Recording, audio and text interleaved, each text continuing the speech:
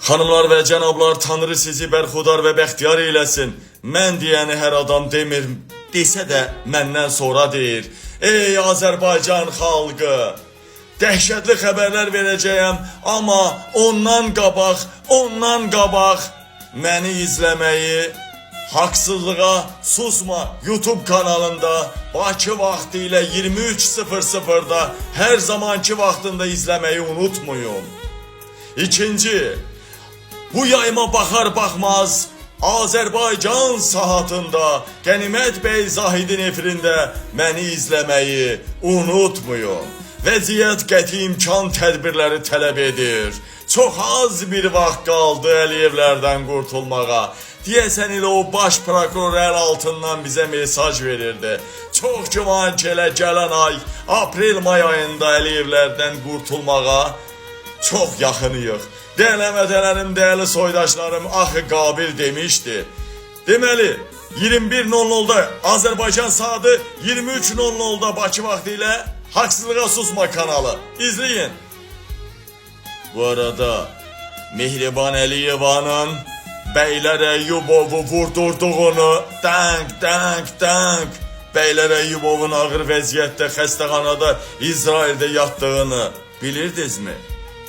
Beylər Əyyubov sağdırmı? Yoxsa cəhənnəmə gedibmi? Bugün öyrənəcəksiniz, məndən öyrənəcəksiniz. Əzəmətələrim, şad xəbər. İlham Əliyevin dostu, Serbiyanın prezidenti, Serbiyanın rəhbəri, prezidenti Miloš Vučević istifa verdi. Xalqın etirazına dayana bilmədi. İstifa verdi. Seni gidi seni Trump el altından öz işini görür. Və dəyərli həmvətənlərim, Erdoğan sabah devrilməlidir. Türk ordusu xalqın tərəfinə keçməlidir. Bunu mən demirəm. Bunu CHP'nin Mersin milletvekili və CHP'nin grup başkan vəkili Ali Mahir Başak deyir. Dəyərli həmvətənlərim, 19 Mart dünya tarixinə darbə kimi, Erdoğan'ın devrilmə günü kimi düşəcək dedi. Sabah mı devriləcək? Yoxsa bir neçə saat o tərəfə mi keçəcək? Ordu xalqın tərəfinə keçəcək və İlham Əliyevin onurğasını qırılacaq. İlham Əliyev baxmayaraq ki, Erdoğan'a təklif edib ki, polis, səs-gücləndirici aparatlar, rezin güllələr, polis qüvvələri göndərmək təklif edib Erdoğan'a.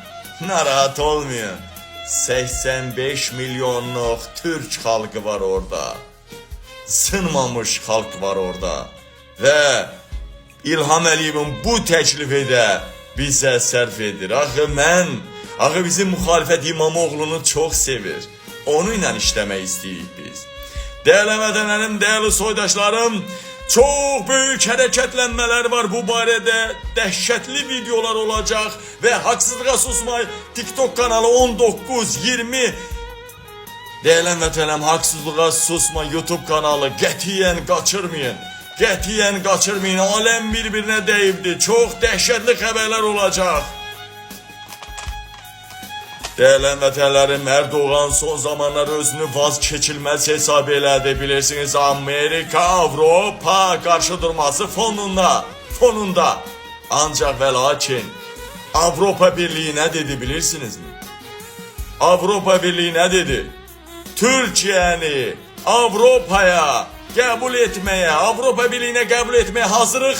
Ancaq Anglosaksonlar, İngilislər, Erdoğan'ı gətirən qüvvələr, indi də götürəcək qüvvələr Erdoğansız olacaq Avropa Birliyinə Türkiyənin keçməsi.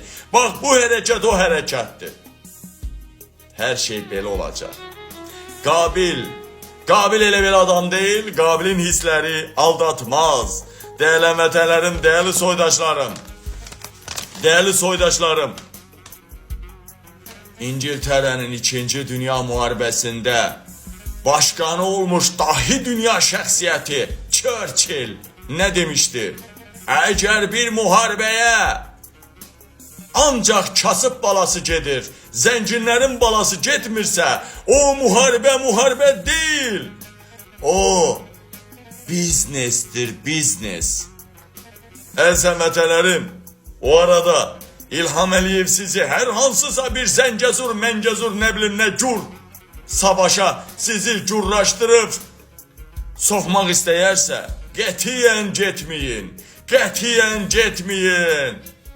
Qabildən xoşbəxt gələcək çox yaxındadır. Vallahi də billahi də sizə əmin eləyirəm. Bir addımlığındayıq. Sizdən sadəcə xahişim, hələ ki savaş mediada gedir, əsin, gurlayın, bütün medianı zəbt eləyin. Və indi Qənimət Zahidin Azərbaycan saatına gəlin, izləyin, mənə hər yerdə o cümlədən Azərbaycan saatında dəstək verin. Sizi çox sevindirəcəm hələ. Bu yaxınlarda, bu yaxın vaxtlarda qələbə günəşi, azadlıq günəşi Azərbaycandan doğacaq. Sizi yaşadacağım cənnətdə.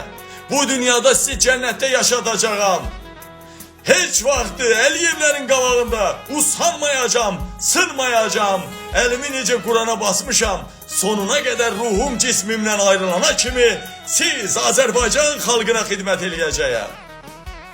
Bəyənin, paylaşın, keçin Qənimət bəyin efirinə.